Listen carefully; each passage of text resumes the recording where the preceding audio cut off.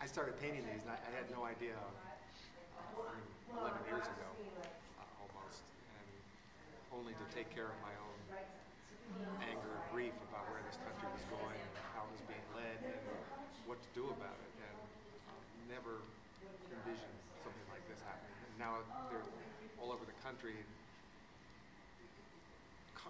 using pieces of everything that's been said here. I mean, these really are, as emphatic as the statements are, and as I mean them to be, they're also really tools for beginning a dialogue. I mean, they aren't just saying, I'm right and you're wrong, and saying, let's talk about this. At least that's the way I use them in a school situation.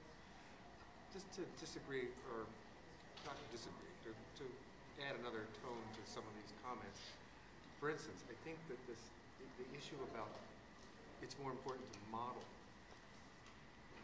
peacefulness rather than being aggressively confronted. I don't agree. I think both things are extremely important.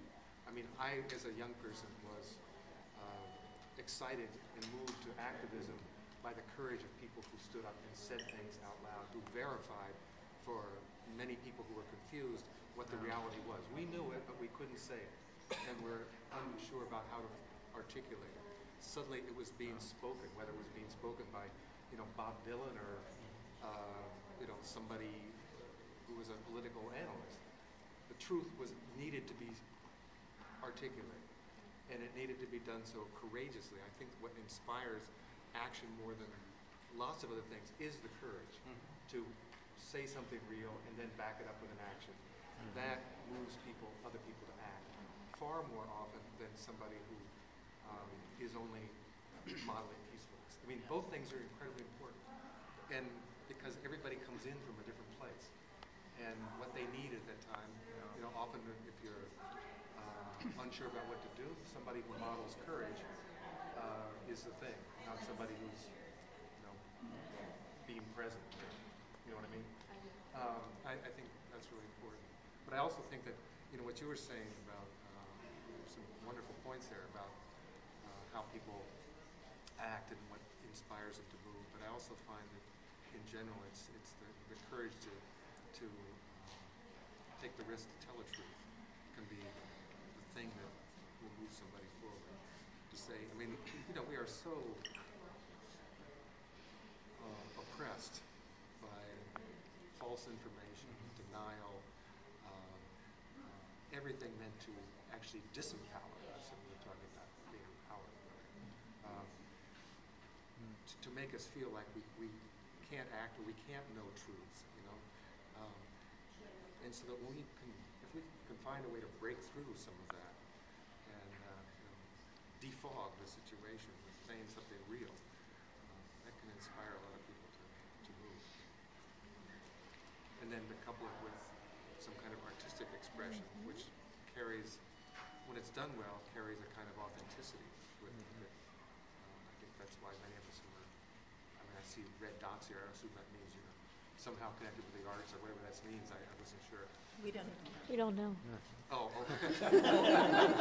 It's your seat assigned. Oh, it's for Republicans. No, it does mean you're connected to the arts. You're on our committee or something. Anyways, I think this is, my intention, with putting these statements on these was, and the way it often works out is to present something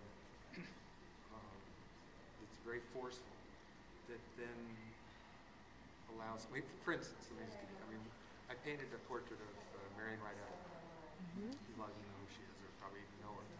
And the quote I used was kind of a combination of an essay and a prayer that she wrote. It said, "What's wrong with our children? It's adults telling children to be honest when they are lying and cheating. It's adults telling children to be nonviolent when they are marketing and glorifying violence. I believe adult hypocrisy is the biggest problem that children face in America." I spend an awful lot of time now in schools, colleges, grade schools, middle schools, high schools, everything. I've never met an audience yet of kids that I haven't told that quote to, where everybody just kind of says, "Oh hum," like, yeah, it's true, big deal.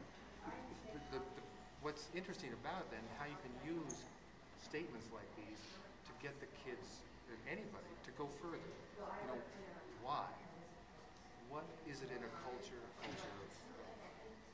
a social culture or a parental culture that allows that to happen, that actually encourages that to happen, that we would misuse our own children that way, double bind them, present different kinds of